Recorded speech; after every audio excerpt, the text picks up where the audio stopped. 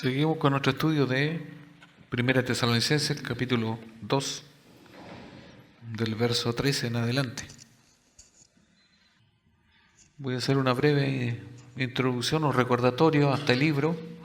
Acuérdense que Tesalonicenses es una ciudad que hasta el día de hoy existe, es una ciudad portuaria, ¿ya? Era una ciudad muy próspera en su tiempo, porque obviamente atracaban las naves y se comercializaba. Cerca estaba también la vía Ignacia, que era como una carretera de comercio, ya muy parecido a la ruta de la seda, aunque no es la misma, pero todo eso hace que esa ciudad, para su entonces, era una ciudad moderna, ya, y por ser moderna convergían muchas personas de distintos lugares. Entonces, dentro de eso, podemos ver que había una influencia en lo social, en lo político y lo religioso. Siempre son áreas que se permean en una sociedad. Entre más próspera existe una libertad de culto, cosas nuevas, por decir así, nuevas filosofías, nuevos pensantes y todo lo demás. Entonces, todo eso uno tiene que entender que la ciudad era una ciudad muy idólatra. Ahora, si nosotros vemos, no hace mucha diferencia con las ciudades de hoy. Siguen las ciudades siendo idólatras. Entonces, ¿cuál es la nueva? Bueno, por aquel entonces la nueva era que la fidelidad al César, ya al que gobernaba, era lo mismo que ser fiel a Dios. Eso era algo muy importante a entender. Por lo tanto, cualquier ciudadano común tenía que, aparte de tener su propia creencia, si no creía en el que mandaba de manera política y religiosa, se metía en un problema, era desechado por la sociedad. Y eso fue una de las cosas que enfrentó esta sociedad de los tesalonicenses o la iglesia de Tesalónica. Entonces, esa persecución no es nueva, por decir, para el pueblo de Dios, para la iglesia, y sigue siendo hasta el día de hoy y lo será siempre. Todo lo que se levante, ¿cierto?, a favor de Dios, va a haber una contraposición y así va a haber lo que la Biblia declara como una guerra espiritual, ¿ya? Satanás, el mundo que nos rodea, nos bombardea y nosotros mismos.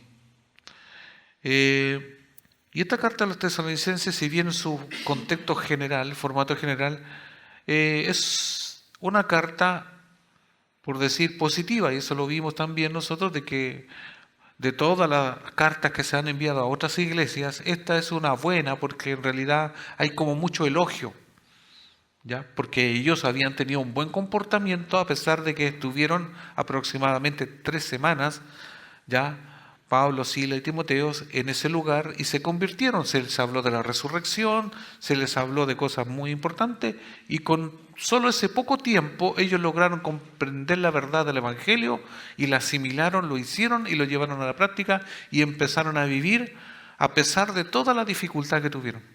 Además de eso, acuérdense que lo hemos dicho también, eran muy pobres. Pobres porque tuvieron que renunciar, se les quitaron sus posiciones, ya hubo una persecución tal hasta lo económico les perjudicó. Entonces ellos eran una iglesia muy pobre. Entonces ya sabiendo todo eso, una iglesia que era perseguida y más encima los ingredientes que vamos a ir viendo aquí, que son por decir negativos, que hasta sus propios pares, porque aquí los tesalonicenses había una mezcla de judíos o ex judíos también. Entonces todo eso, los mismos pares de nacionalidad judía de aquel entonces, ¿cierto?, perseguían a sus mismos. Como yo digo, es como los chilenos persiguen a los chilenos, ¿ya? Eran judíos que también, entonces, aunque no todos los tesalonicenses obviamente eran judíos, pero sí perseguían a estos personajes. Acuérdense que cuando Pablo va y predica en la sinagoga generalmente la concurrencia era judía, ¿ya? Aunque estaban en otros países, pero la mayoría eran judíos, después que obviamente abrazan el cristianismo.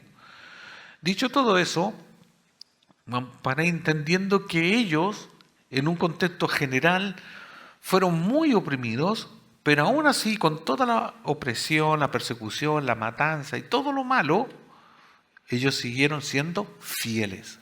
Además, otro ingrediente, a ellos se les predicó por 3 semanas. Reconocen a Jesucristo como su Señor y Salvador y quedan solos. Obviamente con la protección de Dios, pero en un sentido quedan solos. No quedan ahí, mire, vamos a dejar al hermano, vamos a dejar al pastor y los vamos a discipular uno por uno y vamos a hacer como todo, una cosa así. No, quedaron solos.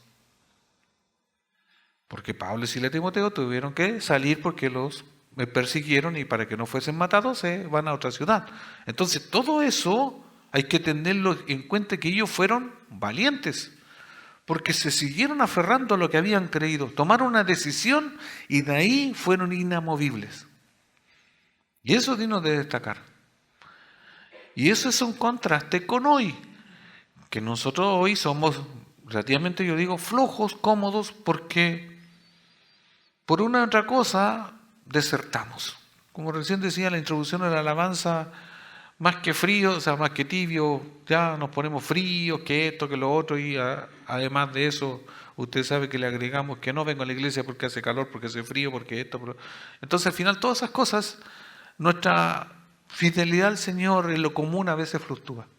Ellos se mantuvieron firmes, porque la persecución era extrema. A usted, si viene para acá con una Biblia el domingo en la mañana, en ninguna parte le van a decir ahora nada, ni siquiera le gritan cosas ofensivas.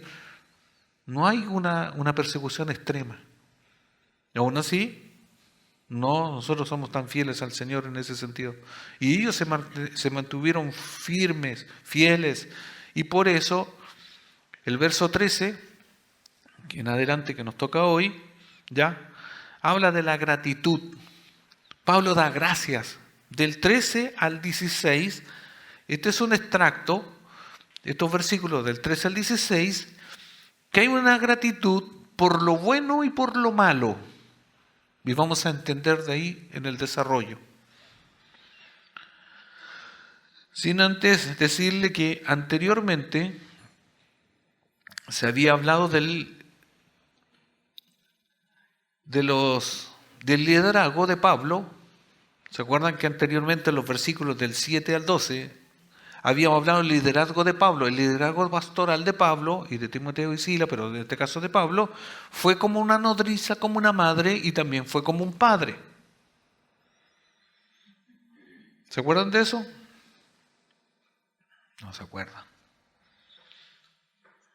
Anteriormente salió de las descripciones maternales y paternales de liderazgo espiritual en los pasajes ciertos del 7 al 12, demuestran claramente que el liderazgo en la iglesia debe estar equilibrado. No es suficiente que seamos líderes, o sea, que los líderes seamos compasivos, tiernos y bondadosos como madres espirituales, ¿cierto? También debemos ser firmes, puros, ejemplares como los padres espirituales. Vidas que en sus motivos y acciones determinen la norma a seguir para todos. Esto igual debe regir para todos los hermanos de la iglesia. Como dice primero los Corintios 11:1, y ustedes deberían imitarme a mí, así como yo imito a Cristo. Esto es anterior, lo que estoy leyendo aquí, es lo que habíamos quedado al final de otros versículos donde hablábamos del liderazgo paternal y maternal como la nodriza que cuida. El cuidado de Pablo es así, un buen liderazgo en la iglesia tiene que ser como duro en un sentido contra el pecado, ¿ya? Pero también tiene que ser como la madre, tierno y cuidador. Y eso, acuérdense que se explicó, no a todos se le puede decir, no, esto así, no, hay que ser moderado, y eso no quiere decir que uno sea blando ni nada de eso, sino que hay que ser consecuente con respecto a lo mismo que decía Pablo.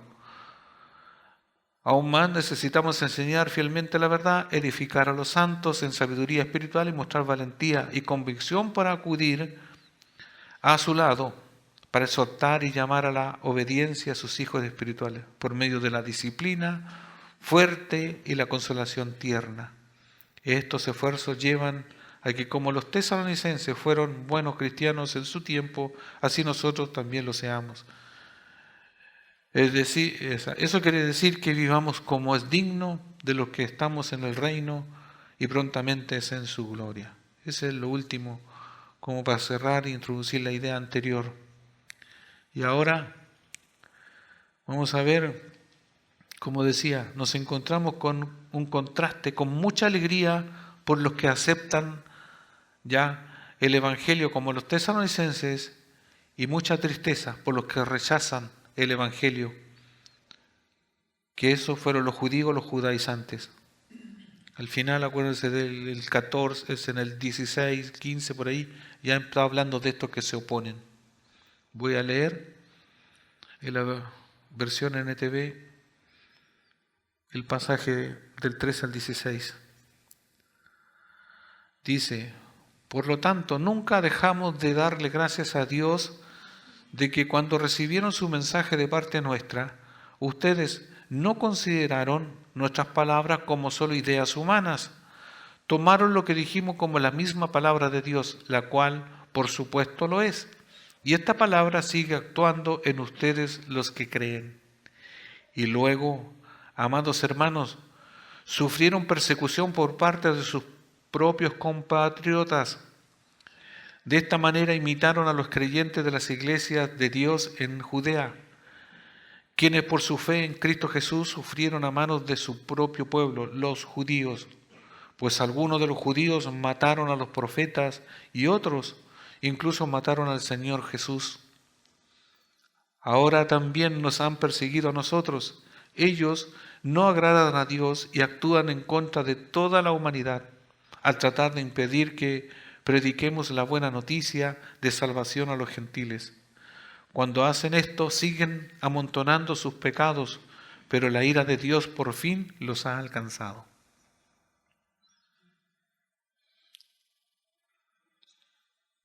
Verso 13, empezamos con el análisis del verso 13. Pablo, lógicamente, como hombre, estaba preocupado por la fe de los tesalonicenses, ya que, como lo vimos anteriormente, como madre o padre espiritual, ¿cierto?, exigen preocupación. Por lo mismo era un temor que tenía a que la influencia inmoral de la ciudad de Tesalónica, más la persecución de los judíos o los judaizantes, los hiciesen flaquear. Era algo normal, era como humano. Pablo temía eso. El hombre más hombre o el hombre más fiel que pueda estar escrito en la Biblia siempre tiene sus flaquezas. Todos nosotros podemos flaquear. Decimos y sabemos que confiamos en Dios, ya que Él nos sustenta y todo eso, pero en momentos de flaqueza. Y Pablo tuvo un momento en el que también se sintió flaquear en cuanto a la fidelidad de estos tesalonicenses. Yo creo, hermanos, que nosotros no, aunque tratamos de mirar y profundizar en los pasajes, no entendemos qué tan fuerte fue la persecución en aquel entonces con aquellos perseguidos. Porque uno dice, bueno, nosotros qué cosa vimos tan atroz. A lo mejor la nueva generación no ha visto cosas tan atroces dentro de nuestra sociedad.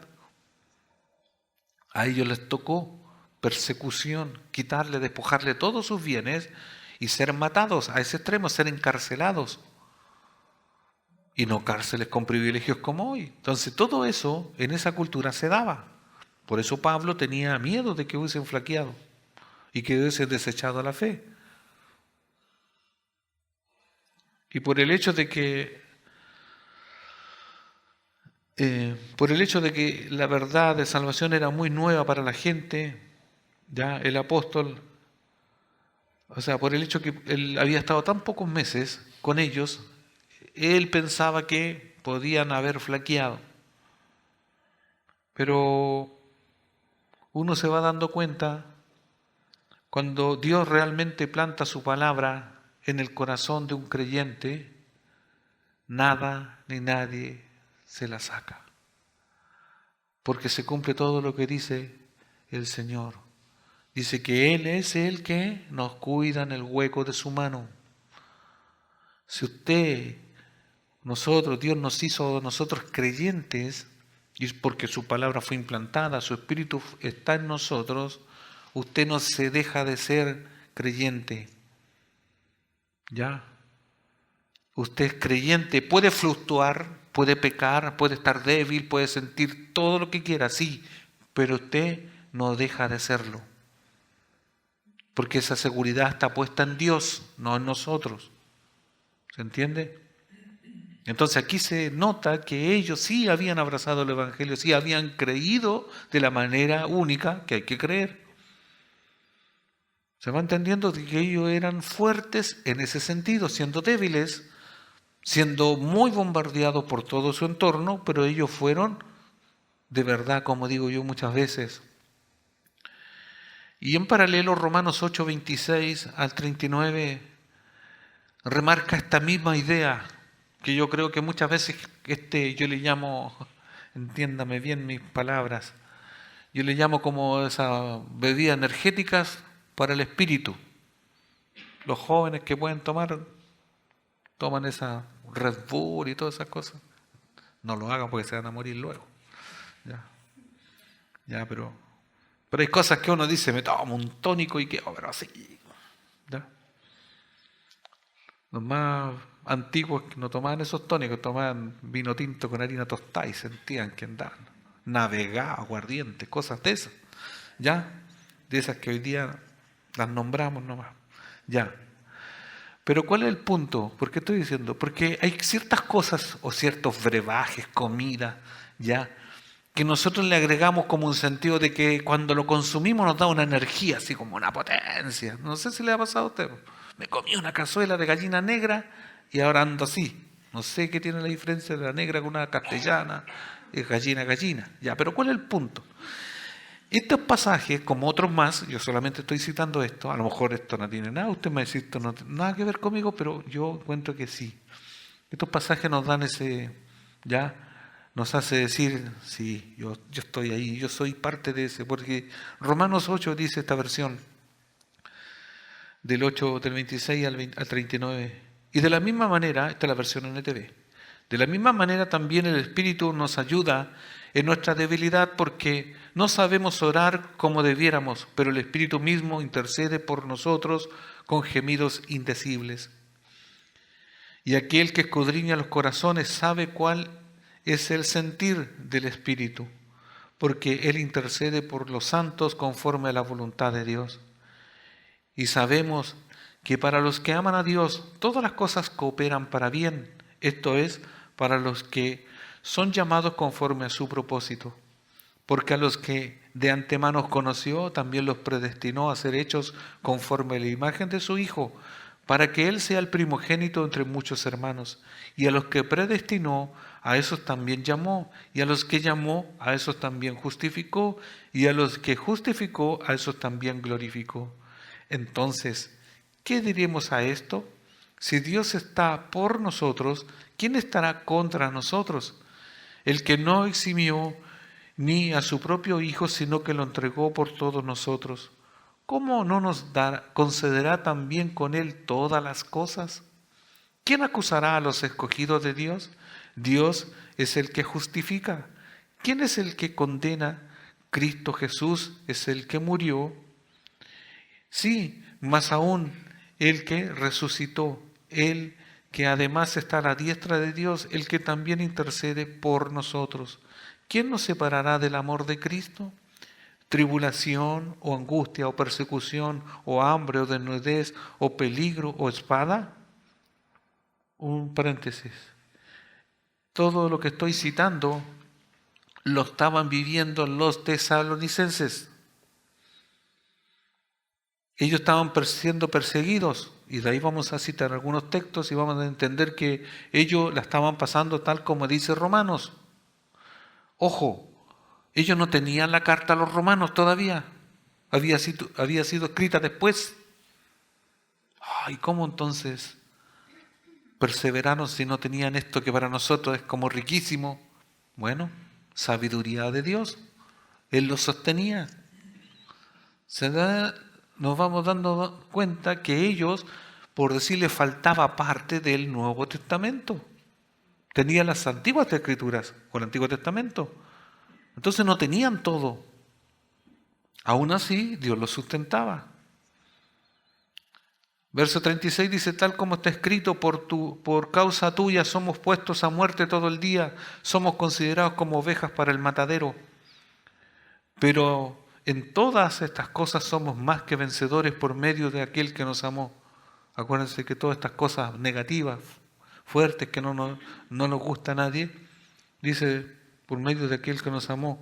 Porque estoy convencido que ni la muerte, ni la vida, ni ángeles, ni principados, ni lo presente, ni lo porvenir, ni los poderes, ni lo alto, ni lo profundo, ni ninguna otra cosa creada nos podrá separar del amor de Dios que es en Cristo Jesús nuestro Señor. O sea, estos tesalonicenses estaban viviendo lo que después se le escribe a los de Roma, esta carta. Ellos vivían persecución, espada, hambre, desnudez, todo eso literalmente lo estaban viviendo. Aún así, se mantuvieron firmes. Por eso dice Pablo, por lo cual también nosotros sin cesar damos gracias a Dios. Está dando gracias. Suena como morboso decir, bueno, yo doy gracias a Dios porque ustedes están pasando hambre. No sé si lo entienden. Tiene como, imagínense, yo doy gracias, porque siempre damos gracias porque, por lo contrario, ¿sí o no? Damos gracias, Señor, porque tenemos comida en la casa. Y sería raro decir, doy gracias, Señor, porque no tengo que comer. La lógica aquí no funciona. Pero Pablo, ¿por qué se gozaba? Porque en la necesidad, en la escasez, en la aflicción, en todo, ellos se mantuvieron fieles. Detrás de todo lo malo está la fidelidad como algo bueno. Por eso cuando ustedes, a nosotros los creyentes, nos pasan cosas malas, lo malo es malo, si eso no hay nada que hacer, eso no lo podemos disfrazar. Pero en lo malo salen cosas buenas, y ya lo hemos dicho. En todo lo malo, por eso yo estaba observando en el contexto del libro de Tesalonicenses, que hay algo como medio catastrófico aquí, como que el libro es medio, si bien está hablando de cosas buenas, pero que es como que nos está Dios preparando para la tragedia, en parte sí. Porque en realidad la vida, por decirlo así, aunque podemos decir en un lado, no, si es bonita, sí, poéticamente podemos la vida es linda y todo eso, sí, pero hay una parte que también no la podemos obviar, que es trágica. Nadie tiene asegurado la vida, ni los hijos, ni las cosas, ni el trabajo. Nadie sabe de lo que viene, solamente el Señor. Y para eso el Señor nos prepara. Y para eso, o si estamos pasando por dificultades, el Señor ahora nos fortalece. O sea, Dios no quita el hambre ni eso, sino que Dios en eso nos fortalece. Y ahí seguimos y seguimos. Por lo mismo, como decía, en consecuencia, después de dejar Tesalónica, Pablo envió a Timoteo porque estaba ahí dudoso que podían flaquear en su fe. Entonces, en eso, cuando dice en primera de Timoteo 3:5, que manda como decimos en chileno, mandó a Timoteo a echar un ojito cómo estaban los de Tesalónica. Por lo cual también yo no puedo soportar más, envié para informarme de vuestra fe, no sea que nos hubiese tentado el tentador y que nuestro trabajo resulte en vano. Ahí Pablo manda a Timoteo a echar una mirada cómo estaban, porque él tenía temor de esto, de que el tentador, el diablo, ¿cierto?, lo hubiese derribado ese trabajo. Pero cuando un ministerio de Dios, no hay poder sobre la tierra que lo pueda destruir. Sin embargo, los temores del apóstol no tendrán un fundamento por lo siguiente. Primera Tesalonicenses 3:6, por el informe fue positivo, dice: pero cuando Timoteo volvió de vosotros a nosotros y nos dio buenas noticias de vuestra fe y amor, y que siempre nos recordamos con cariño, deseamos vernos como también nosotros a vosotros. Tal informe positivo produjo esta expresión de gratitud por los de Tesalónica. Pablo siempre estuvo agradecido por el privilegio de ministrar y reconocía sin cesar que Dios era el único en dar poder a la verdad por medio de él. Como ya lo vimos al inicio de la carta, en el versículo 2, así también en Romanos 1, verso 8, Pablo era un agradecido de lo que Dios hacía a través de él. Por eso siempre decía a los hermanos de Roma, damos siempre gracias a Dios por vosotros. Ya en los de Tesalónica, o sea, tesalonicenses, en varios de esos damos gracias a Dios por los hermanos, por vuestra fe. Siempre Pablo reconoce eso delante de Dios. El trabajo de Pablo era llevar el Evangelio, sembrar la palabra. Y era agradecido porque la palabra era recepcionada, creída y se hacía en el lugar. O sea, habían frutos de lo que él hacía en cuanto a la evangelización. Y por eso era un agradecido de los mismos. Y por eso les daba gracias a Dios y con eso también lo está alentando.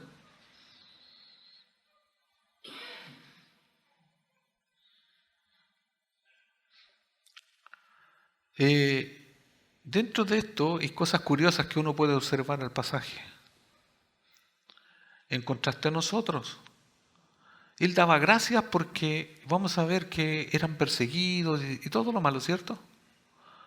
Pero no dice, yo estoy orando para que se mueran los presidentes, los emperadores, o que Dios saque todo lo malo de ahí. Porque acuérdense que nosotros racionalmente queremos que cuando algo está malo, Dios lo saque. ¿O no? Señor, sácame la enfermedad, que es lógico, ¿o no? Siempre oramos como para nosotros lo más corta. Señor, me falta dinero, añádame mucho dinero. Es lógico y obvio. Pero la verdad que nunca oramos, o pocas veces, Señor, aunque no tenga nada, hazme vivir como que si tuviese todo. ¿O no? Lo más fácil es, si no hay, agregue. Si hay, quítelo. Y así. No es como una y otra. No tenemos, y aquí no salen esas cosas. ¿O no? ¿Se dan cuenta de eso mismo? Pues solamente yo me di cuenta. Bueno, pero son cosas que uno puede, ustedes pueden observar otras cosas más. Y vamos a ver 3 razones por las cuales Pablo da gracias a Dios, aunque la expresión por lo cual, cuando dice el verso, por lo cual también nosotros, aunque la expresión por lo cual Pablo da gracias a Dios aparece en singular, o sea, doy gracias a Dios por una cosa, ¿ya? Hay una triple gratitud. Y vamos a ver estas 3. La primera es recibimiento de la palabra de Dios de parte de los de Tesalónica o los tesalonicenses. Entonces hay una triple gratitud. La primera es dar gracias a Dios por el recibimiento que tuvieron a la palabra de Dios, los tesalonicenses, para los que toman apunte. Segundo, su honra a los santos. Los tesalonicenses honraron a los santos. Honrar no es idolatrarlos, sino que honraron a los santos. Y tercero, su perseverancia en el sufrimiento. Y por esas 3 cosas podríamos decir y separar de estos pasajes donde los tesalonicenses, o sea, por lo que Pablo da gracias por ellos.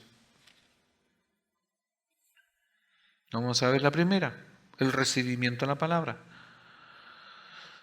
¿Se acuerdan que el día miércoles nosotros estamos leyendo que hay que ser no tan solo oidores de la palabra, ya, que hay que ser tardo para hablar y presto para escuchar? ¿Escuchar qué? La palabra de Dios y todo esto.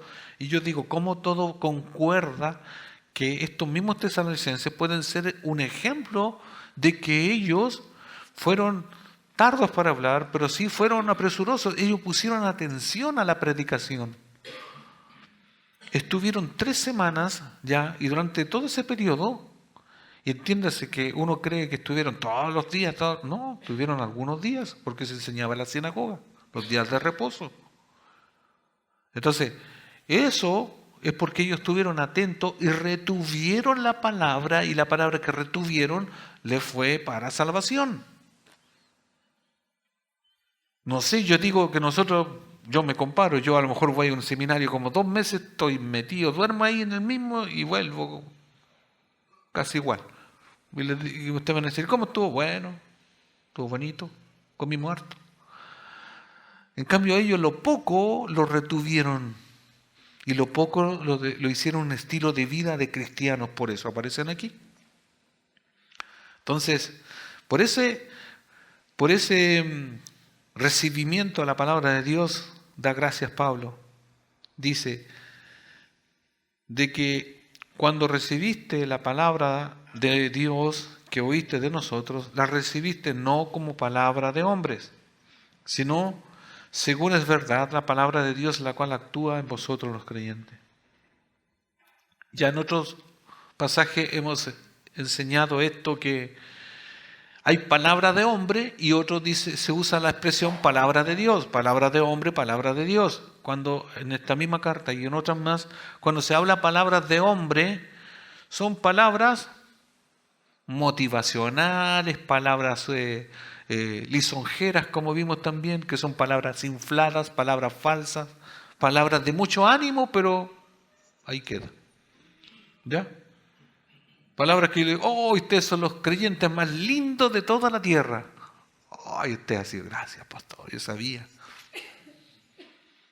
¿Ya ahí? ¿Y qué sacan con irse con la idea a su casa que son los bonitos de la iglesia o del mundo? Eso no les va a dar fe para nada. Si yo les digo, ustedes son los campeones, ustedes son estos, son los otros, pura cosa lisonjera. ¿Ya? Si yo les digo, mire usted, si pecan no les va a pasar nada, pequen nomás, pero sin que nadie se entere. Si Dios a lo mejor ni los ve. Cosas de hombre. Por eso esta expresión, que ellos no hablaron cosas de hombre, sino palabra de Dios.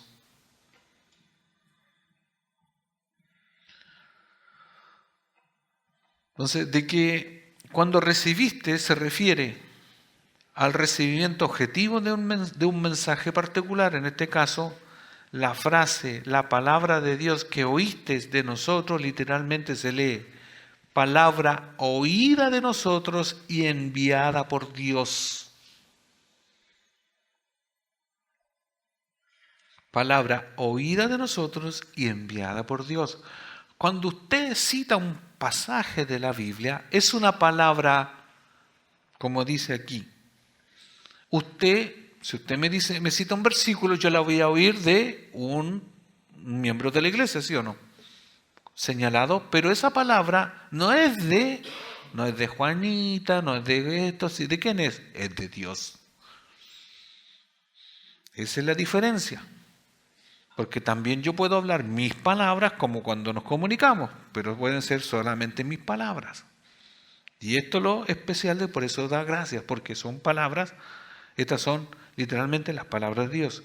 Pablo y sus colaboradores pronunciaron las palabras que venían directamente de Dios. Por lo mismo, en otras cartas Pablo se refiere al mensaje como el Evangelio de Dios. Hechos 8:14. Cuando los apóstoles que estaban en Jerusalén oyeron que Samaria había recibido la palabra de Dios, enviaron allá a Pedro y a Juan. Por eso, hermanos, hoy en día, como hay tantos engañadores, tantos falsos maestros, que hay que tener cuidado, que si bien algunos falsos van a hablar y citar la Biblia, no necesariamente dentro del todo haya palabra de Dios. Me explico.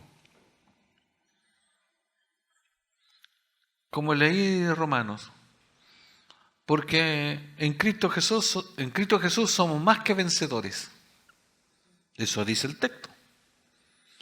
Pero dejo el texto de lado y yo le agrego cosas de la filosofía, de la psicología, y le agrego cosas. No importa, mira, si tú estás con el agua hasta el cuello, en cuanto a las deudas del Señor, Dios te va a borrar te va a borrar el DICOM, te va a borrar esas cosas, y yo le empiezo a agregar cosas que no no están en las Escrituras. ¿Me conviene escucharlas? Sí, me conviene porque me da aliento. Pero cuando Cristo dice que en Cristo Jesús somos más que vencedores, no se está tratando necesariamente de eso. ¿Se entiende? Entonces las palabras del hombre y la palabra de Dios son distintas. La palabra de Dios se hace, no en el tiempo mío, no en el tiempo de nosotros, en el tiempo de Dios. Y cuando se hace, a eso le llamamos las promesas de Dios. Y se cumplen sí o sí. Si Dios es el encargado de proveernos nuestro pan diario, Él lo hará sí o sí. Pero es que lo va a hacer, créalo. Pero para que eso se haga en su vida, ¿qué va a tener que pasar? Algo, una escasez. ¿Cómo va a haber la abundancia de Dios si no lo tiene? No va a ser la abundancia que usted ya tiene como abundancia. No lo vería. ¿Cómo va a ver que Dios sana si usted no está enfermo? ¿Es de lógica o no? ¿Cómo va a salvar a alguien si alguien no está muerto? Tiene que haber una cosa para que suceda la otra y así sucesivamente. Entonces, para que Dios manifieste todos sus atributos como lo hizo con el pueblo de Israel. Tenían que haber esclavos, ¿para qué? Para haber un libertador. Y así sucesivamente. Entonces, esa lógica de Dios o filosofía de Dios, por decirlo así, es la que hay que entender. La mente de Dios está presa aquí para nosotros. Dicho eso, entonces por eso Pablo, lo primero que decíamos, ¿cierto? La primera gratitud, ¿cierto? Se refiere a esto del recibimiento. Ellos recibieron bien la palabra de Dios. No de hombre. Ya lo dije. No son mensajes motivacionales. No de hombre. Porque la palabra de hombre se diluye. Por eso, hermanos, el que la iglesia le dé énfasis a estudiar la Biblia es muy, muy, muy necesario. No es la alternativa. Hay otras cosas que se pueden suprimir, no sé, pero la lectura, el estudio de la Biblia es muy necesario. Segundo, Pablo da gracias a Dios por la honra a los tesalonicenses. O sea, los tesalonicenses honraban a los santos. ¿Cómo? Verso 14. Porque vosotros, hermanos, venisteis a ser imitadores de la iglesia de Dios en Cristo Jesús, que está en Judea, pues habéis padecido de vuestra propia nación las mismas cosas que ellos padecían de los judíos. O sea, padecieron de los judíos. ¿Cómo sería honrar a alguien? Bueno, hay muchas maneras, ¿cierto?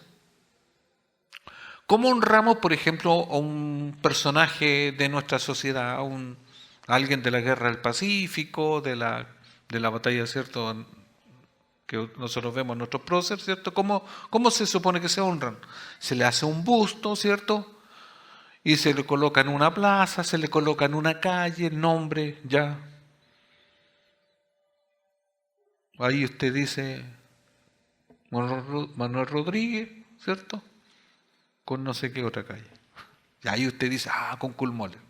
¿Quién fue Kulmoller? Lo estamos honrando. No sabe nadie, pero no importa. Eso es lo que importa.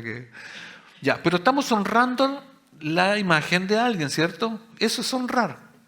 Traer a la memoria, por decir, o actuar conforme a esa persona actuó. Entonces, en este caso, ¿cómo ellos honraban? ¿Cómo los tesalonicenses honraron a los otros? Porque aquí fueron imitadores. Porque vosotros, hermanos, venisteis a ser imitadores de las iglesias de Dios en Cristo Jesús que están en Judea. Acuérdense que la Biblia tiene ejemplos positivos y ejemplos negativos. ¿Cómo eso? ¿Ya? Porque en otros casos uno dice, imiten la fe de la iglesia tal, o de los hermanos de la otra iglesia. Hay que imitar la fe, el dar, como ellos también eran, o sea, como imitar la fe, o como el carisma y todas esas cosas, ¿cierto? La amabilidad, la hospitalidad de alguien, eso fue lo imitar. En este caso, ellos ¿qué estaban imitando? El comportamiento que tuvieron positivo en la persecución. ¿Se entiende? O sea, ellos, así como en Judea, que eran perseguidos, matados y todo eso, ellos no desertaron, ellos no echaron pie atrás, los de Tesalónica se estaban comportando igual que ellos y por eso estaban honrando el comportamiento de los de Judea. Es como cuando se compara en una guerra, ¿cierto? Acá está el batallón, los no sé cuánto, y este otro acá. Estos vieron de acá la primera bala que salió, ¡pum!, se fueron para atrás. No, está muy... No, capaz que nos maten. Allá, escondidos detrás de una trinchera. Y los otros, como dicen en chileno, poniéndole el pecho a las balas. Ahí están guerreando. Los de acá están deshonrando a quién, a la patria, y deshonrando a quienes están peleando por los otros. Entonces, estos se convirtieron en ¿quién? Imitadores, pero en el sufrimiento. Creo que en esta parte ya no nos gusta mucho ser imitadores del sufrimiento, ¿sí o no? Dígame la verdad, ¿a quién le gusta imitar? Oh, me gustaría tener la enfermedad que tiene el tal. ¡Oh, qué rico! ¿Ha dicho usted eso o no? Pero no sea que la otra persona tenga un buen auto, último modelo, y digo, oh, me gustaría tener ese auto. ¿Sí o no? O si alguien va a un lugar de vacaciones muy bueno, yo te, oh, qué bendición, yo le quisiera ir para allá. No así, si va a un lugar ahí, nomás como decimos nosotros, debajo de un puente, unos tomates, debajo del río. No, yo ahí no voy, que voy a ir, eso no es para mí. No va a querer imitar eso, ¿sí o no? Y así somos, porque es natural. Siempre queremos el favor bueno de parte de Dios. Y Job dice, ¿recibiremos todo el bien? No, hermanos, esto nos hace meditar que tenemos que aprender de lo bueno y de lo malo. A veces decimos, pucha, me gustaría tener la mente de ese que todo lo sabe y todo es tan archiinteligente que no tiene que sufrir y todo le sale bien. Y yo así, ahí no. No me queda nada, soy tan burro, tan no sé qué. Y así estamos. Bueno, ¿y qué sufrimientos tenían que estar imitando? Estos imitadores, ¿cierto? Y por eso Pablo los elogiaba. Vamos a Hechos 1, Hechos 8 del 1 al 3. Hechos 8 del 1 al 3.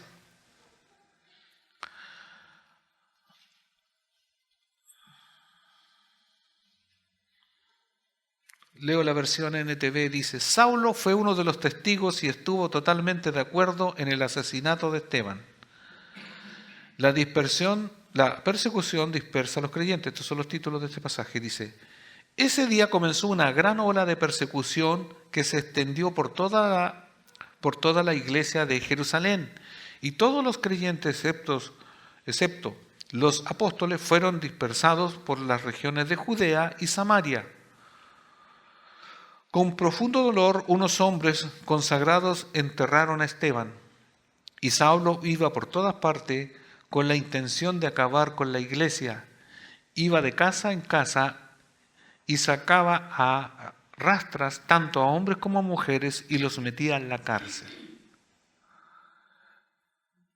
¿Notaron el detalle o no?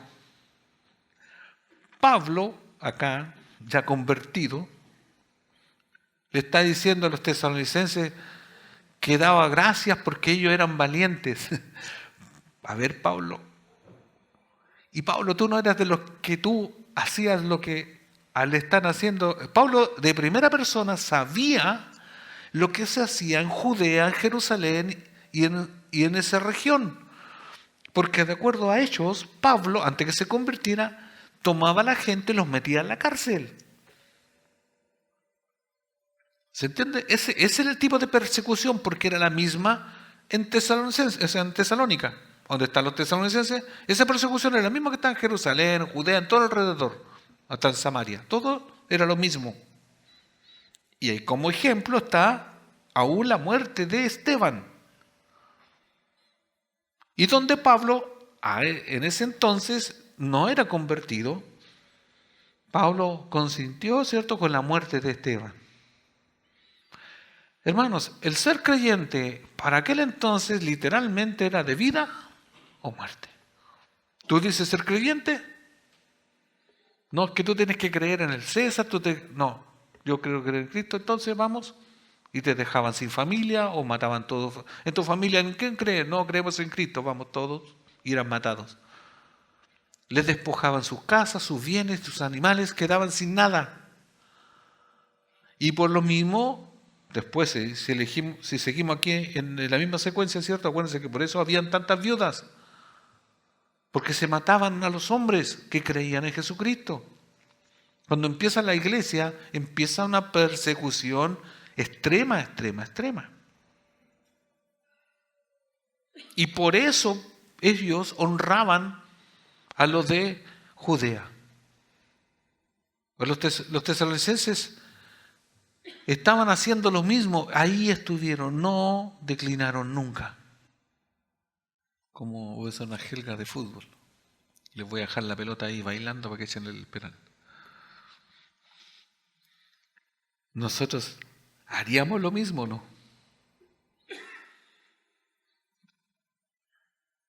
Si nos empezaran a estrechar la sociedad y todo así. ¿Tú vas a ir a la iglesia hoy? ¿O usted viene camino a la iglesia? ¿Usted va para la iglesia? Sí. Mire, usted o se devuelve, o sea, si deja de ir a la iglesia, o si no, nosotros nos metemos a la... Si usted quiere ir a la iglesia, lo vamos a meter en la cárcel. No, me devuelvo. ¿Qué prefiere, cárcel o iglesia?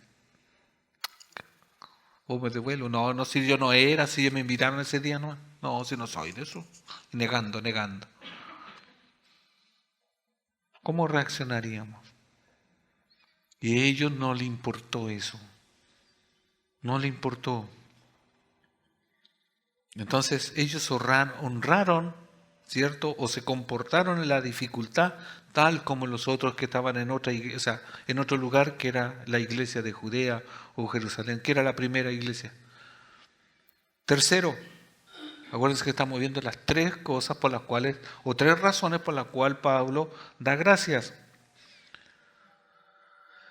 Y la tercera, Pablo da gracias a Dios porque perseveraban en el sufrimiento.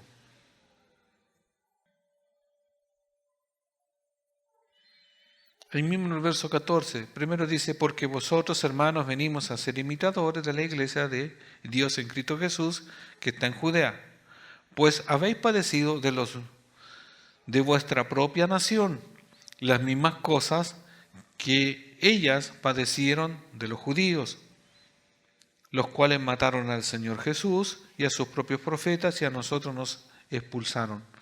Y no agradan a Dios y se oponen a todos los hombres. Ellos resistieron el sufrimiento, ¿ya? Y perseveraron en el sufrimiento y padecieron de sus propios pares, o de los suyos, de su propia nación.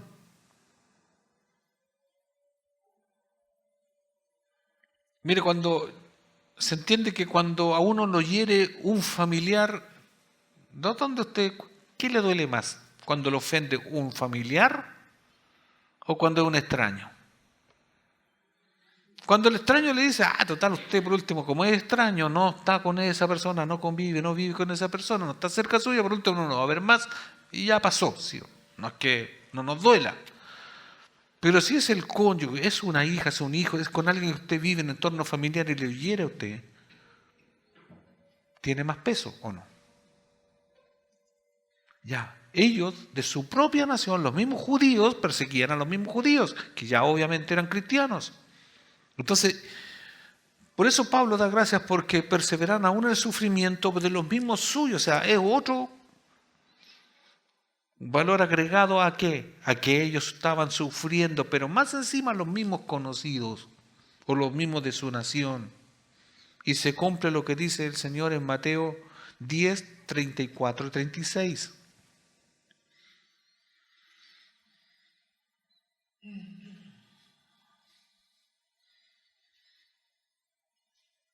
Dice, versión NTV, no crean que vine a traer paz a la tierra.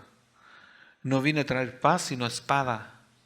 He venido a poner a un hombre contra su padre, a una hija contra su madre y a una nuera contra su suegra. Sus enemigos estarán dentro de su propia casa.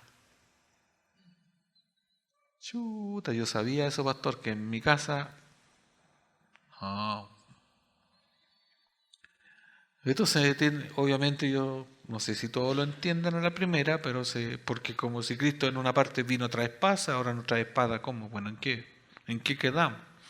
Se entiende que por creer en Jesucristo va a haber un rechazo por los que todavía no creen. ¿Ya? Eso es lo que está tratando de decir este mensaje. Esta parte. Dice, no crean que vine a traer paz a la tierra, no vine a traer paz sino espada. Porque los que no creen se van a oponer a los que creen y va a ser un rechazo, a eso se refiere, va a haber una hostilidad, que obviamente puede pasar un tiempo, que eso puede ser corto o puede ser largo, pero eso suele suceder. Entonces, ¿por qué yo lo cité? Porque hay que tener en cuenta, así como los tesalonicenses estaban sufriendo por los mismos suyos, que eran compatriotas, ¿cierto? Aunque estaban en otro lugar, usted y yo también podemos tener persecución o ser hostilizados por los mismos parientes, la familia. De repente usted era su misma familia, usted se empieza a venir a la iglesia, o está viniendo a la iglesia, o ya le está sucediendo, o le ha sucedido, ¿cierto? ¿Qué pasa? Y tanto que había en la iglesia, ya te estás poniendo fanático. Ay, tanto, mira, hace frío, hace calor, ¿para qué vaya a ir? ¿Cuántas veces a ustedes no le han dicho, no nos han dicho, o le están diciendo, o le van a decir? Póngase en todas porque así sucede. No, ya te lavaron el cerebro. Si a nosotros nos lavan el cerebro. Es como, ¿para qué? Quédate. ¿Y qué tienen eso si son tan refome? Pero no entienden la profundidad que nosotros nos venimos, en parte decimos por nosotros mismos, venimos por el Señor, sí, y por los mismos que hemos sido llamados por el Señor. Y porque somos una familia, somos miembros del mismo cuerpo. Pero por un tiempo hay una hostilidad y a eso hay que ser fuerte. Nos rechazan, nos odian, nos pelan, nos dejan de invitar, etcétera. Todo eso pasa en el entorno familiar. Pero ¿qué pasa? Cuando usted sigue, persevera y persevera, le empiezan a buscar el lado bueno a lo que nosotros hacemos. Y eso es un buen testimonio. Los tesalonicenses perseveraron, a pesar de todo. Y por eso Pablo los elogia y le da gracias. Verso 15. Padecían, ¿cierto? O padecieron hasta la muerte como Cristo y Esteban. Hechos 9 del 22 al 25. Hechos 9, 22 al 25. La predicación de Saulo se hacía cada vez más poderosa y los judíos de Damasco no podían refutar las pruebas de que Jesús de verdad era el Mesías. Poco después, unos judíos conspiraron para matarlo. Día y noche vigilaban la puerta de la ciudad para poder asesinarlo, pero a Saulo se le informó acerca del complot. De modo que durante la noche algunos de los creyentes lo bajaron en un canasto grande por una abertura que había en la muralla de la ciudad. Así era ser evangélico, por decirlo así, en ese entonces. Así era ser cristiano.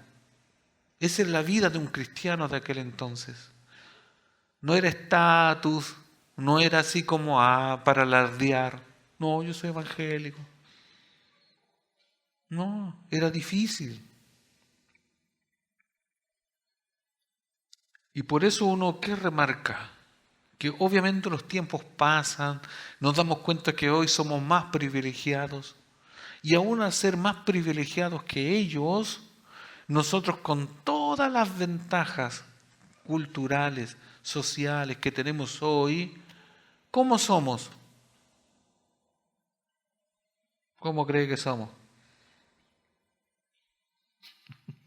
¿Cómo se encuentra usted? No, medio de cristal. ¿Ah? Como esos hielitos que se forman ahora con la helada, así, que usted le hace así, ¡ting! Y se van a quebrar. Así somos. Estos eran, como digo yo, cristianos de verdad. ¿Y nosotros cómo somos? Sí, a veces nos alentamos, pero está por ahí nomás. ¿Por qué? Son distintos tiempos y todo, sí, pero el Dios es el mismo, la fe es la misma. A lo mejor nosotros nos falta perseverar más. Y por eso Dios, cuando nos enseña, nos va preparando para que en la lucha, en la dificultad, sigamos y sigamos y sigamos. Aunque no es comparado con lo que ellos lo vivieron de manera extrema.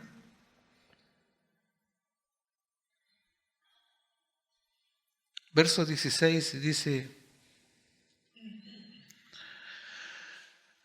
impidiéndonos hablar a los gentiles para que éstos se salven, así colman ellos siempre la medida de sus pecados, pues vino sobre ellos la ira hasta el extremo. Hay que hacerse la pregunta al texto, ¿contra quiénes luchaban los tesalonicenses?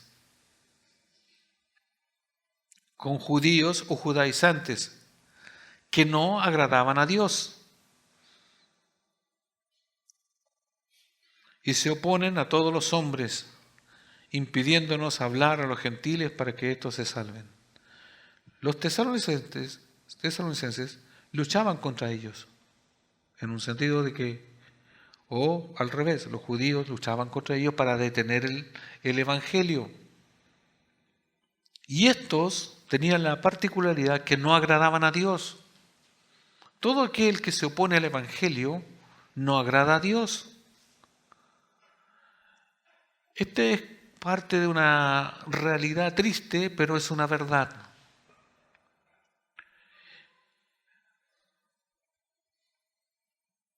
No sé si usted ha logrado identificar a personas de carne y hueso en su vida, en su familia, en su trabajo, en donde sea, ¿ya? Y esto es serio, hermanos. Hay personas que se oponen literalmente contra usted, o se van a oponer o se están oponiendo, ¿ya? Cuando usted quiere hablar del Evangelio, como que lo quieren sacar, lo quieren callar. Hay personas que a usted lo quieren apagar para que no hable la palabra. O le van a hacer la vida imposible a usted. Lo van a desazonar, le van a inventar calumnias, mire, lo que sea. Usted se pone de favor de Dios en su trabajo, no roba, no miente, llega a la hora y van a encontrar lo que usted atornilla al revés y van a hacer lo posible para echarlo de ahí. En algunos lugares usted no puede ni decir de qué religión es, porque si llega a decir que es evangélico, chao, no entra ahí. Hay algunos que se oponen, que hacen el trabajo de Satanás. ¿Para qué? Porque si usted abre la boca y dice que Jesucristo es el único que salva, es una oportunidad que puede tener alguien. Entonces, ¿qué quieren hacer? Callarnos. Nuestros enemigos quieren callar a la iglesia, a nosotros todos. Nosotros, si no predicamos la Biblia, ya se cumple el propósito, porque con la palabra de Dios es con el poder de Dios y su palabra que se convierte a las personas. Entonces por eso hay que sacar la Biblia de los púlpitos, hay que contar historias, etc. Esas son como las batallas o las luchas que tienen los cristianos. Pero estos eran judíos, ¿cierto?, que se oponían. Y esto es lo triste. El verso 16b o la mitad dice, estos colman ellos siempre la medida de sus pecados. En otras palabras, siempre apilan sus pecados hasta el límite. Esto es triste, hermanos, porque los que se oponen contra nosotros, o los que se opusieron en ese tiempo, ¿ya?, que difaman, que hacen un trabajo que no es de Dios, estos Dios no los va a tomar por inocentes, obviamente. Y esto tiene un límite de alguien que se opone contra Dios. Porque por eso dice, siempre apilan sus pecados hasta el límite. En cuanto a los que se oponen a Dios, tienen un límite o Él no se arrepiente.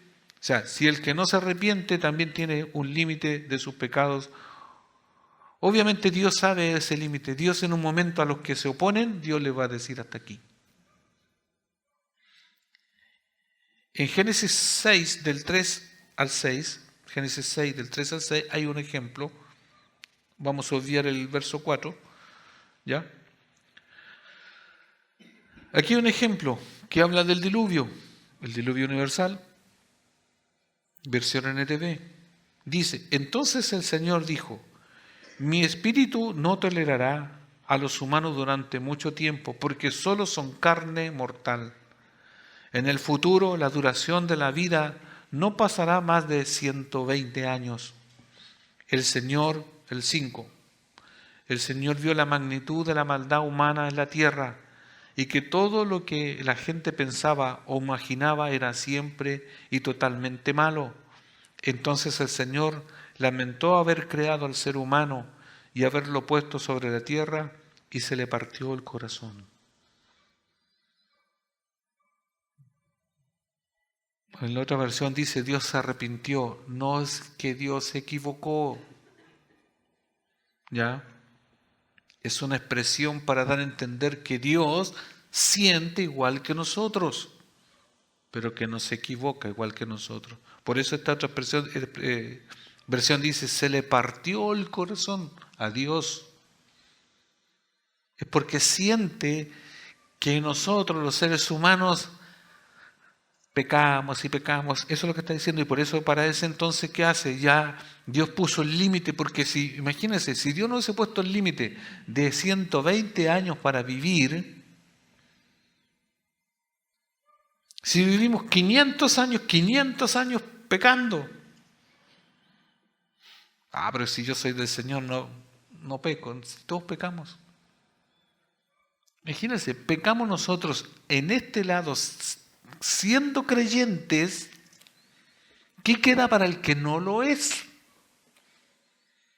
Y aquí está hablando de un universo general. Si Dios, por eso dice, por eso restringe la edad. Usted va a ver en todos los bebés empiezan a crecer y empiezan, dice la abuela Xocha, a hacer maldades. ¿Y por qué hacen las maldades? ¿Porque no saben? No, porque ya son malos.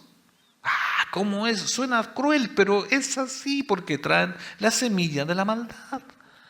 Van a ser egoístas porque son egoístas, porque no le enseñan a ser egoístas. Ninguna mamá está enseñándole eso. Van a ser mentirosos, no porque la mamá mienta o el papá, es porque traen la mentira, ya traen todo el pecado, lo traen dentro. Simplemente después florece como un retoñito, pero ¿de qué? De pecado. Nadie nace siendo creyente. Nos hacemos después por la gracia de Dios y la intervención de Dios. Entonces Dios Dios pone un límite.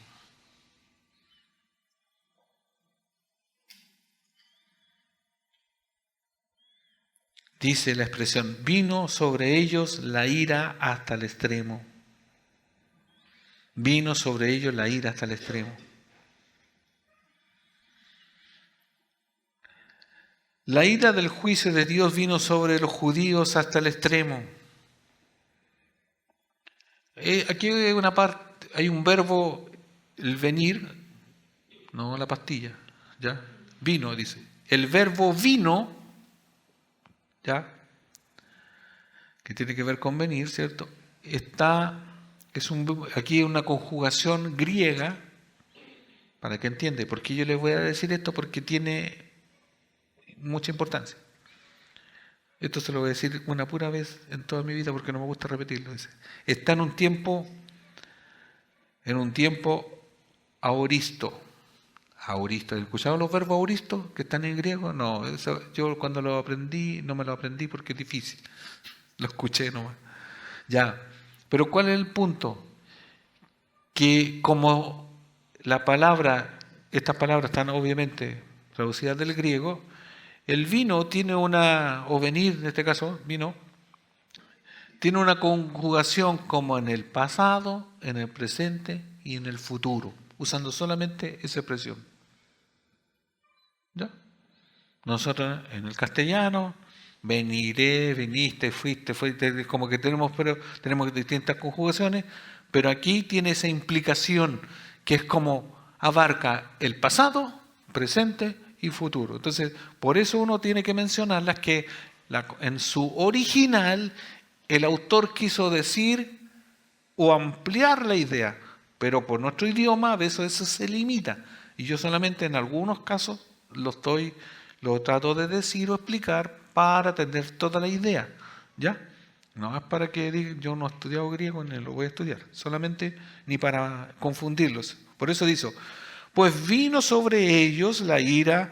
Entonces uno dice, eso fue atrás. Para nosotros vino, fue o no. Si dijera, va a venir, sí, pero aquí en el original sería vino de pasado, vino de presente y ya fue. Entonces, ¿y por qué lo vemos? Porque la ira del juicio de Dios vino sobre los judíos en extremo. ¿Ya? Esto, afirma Pablo, tenía tanta certeza sobre la llegada de la ira divina que expresó la noción como si ya hubiera ocurrido o va a ocurrir. Ocurrió cuando la ira, cuando se dividió el reino y fueron deportados a Babilonia. Cuando se divide el reino ya empieza a haber un juicio sobre el pueblo de Israel, pasado para en este caso Pablo, que está escribiendo, ya vino parte del juicio. En el año 70 después de Cristo va a venir el juicio cuando, cierto, Tito, el emperador, cierto, y destruye todo Roma y todo Jerusalén y quema toda la ciudad y todos los judíos salen dispersados por todos los lugares y va a venir. Y Apocalipsis 19, juicio final. Sobre eso, entonces, sobre los judíos que rechazan al Señor o la fe, ¿cierto?, viene todo eso. Eso es lo que está considerando Pablo. Los judaizantes habían completado la medida de sus pecados al rechazar la única verdad de salvación y haber matado a Jesús el Mesías y sus mensajeros. Por lo tanto, la ira de Dios vendrá sobre ellos hasta el extremo. Y los gentiles también, todos los que no han creído. Pero acuérdense que Cristo vino a los suyos, mas los suyos no le recibieron. Jesús, como un judío, vino a los suyos no le reciben, lo matan más encima. Entonces, mayor juicio, sí van a tener mayor juicio. Mayor castigo, sí. Es lo mismo pasa hoy para nosotros. La persona que se sienta en una banca, en una silla, ¿cierto?, a escuchar el mensaje, o le predica en su casa a un familiar que nunca ha ido a una iglesia y le habla la verdad del Evangelio y no se arrepiente de sus pecados, el juicio va a ser mayor, el castigo va a ser mayor sobre esa persona. No se va a liberar de eso.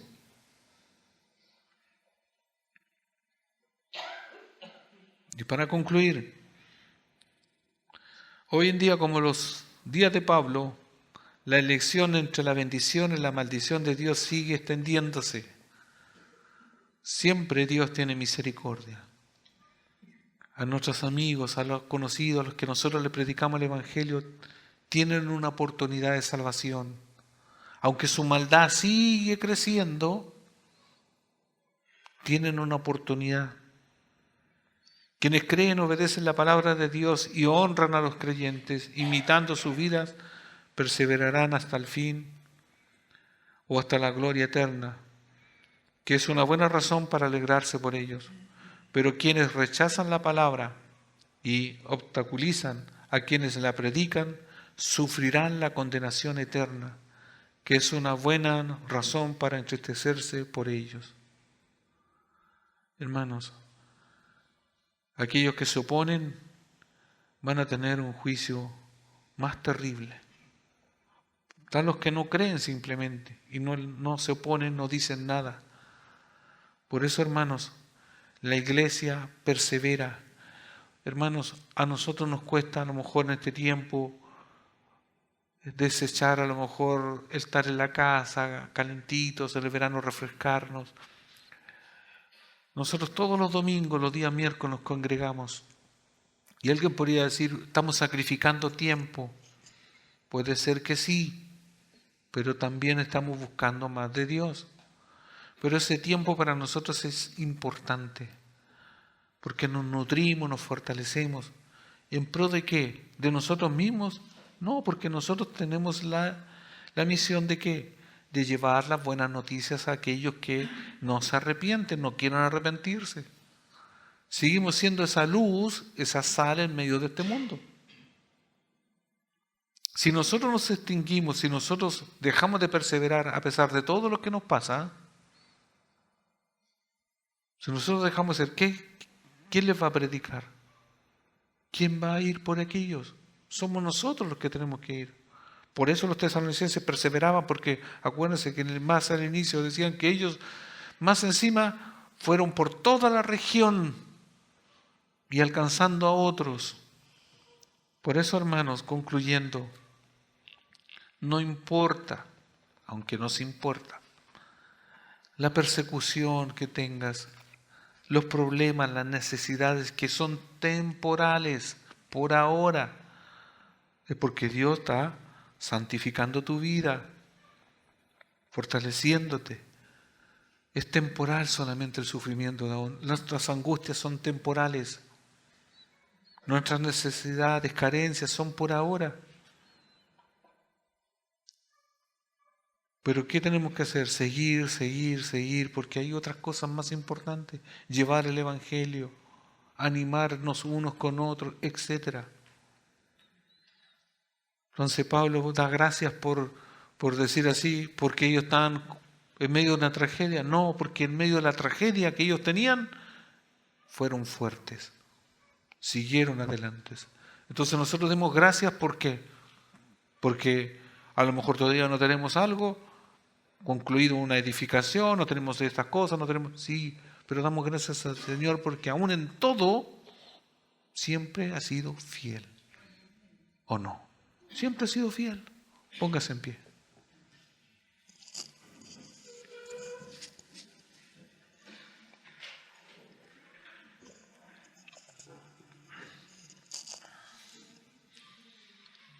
Oremos. Padre, en el nombre de Jesús, damos gracias, Señor, porque nos refresca nuestra mente, Señor, de que en las dificultades usted permaneció fiel con los de Tesalónica. Tanto así que ellos honraron, Señor, a los que estaban cerca, a los de Judea, a los de Jerusalén.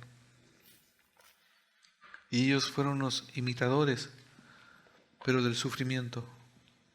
Señor, anímenos a seguir adelante, porque sé que nuestros sufrimientos a lo mejor no son comparados con los de ellos. Al fin, para nosotros el sufrimiento es sufrimiento, pero ayúdenos en ello a ser fuertes, Señor. Que en nuestras debilidades, en nuestro cansancio, en nuestra escasez, usted nos haga fuertes, nos haga pasar. No vamos a pedir que nos saque las cosas malas de nuestra vida, sino que en esa adversidad, puede ser enfermedad o lo que sea, usted nos dé fuerza, Señor. Que no le neguemos, sino que le sigamos honrando, Señor. Que no dejemos de hablar de su palabra. Señor, ayúdanos como iglesia a seguir y perseverar con noticias buenas, noticias malas, como sea, sigamos adelante. Señor, a usted sea la honra y la gloria en el nombre de Jesús. Amén.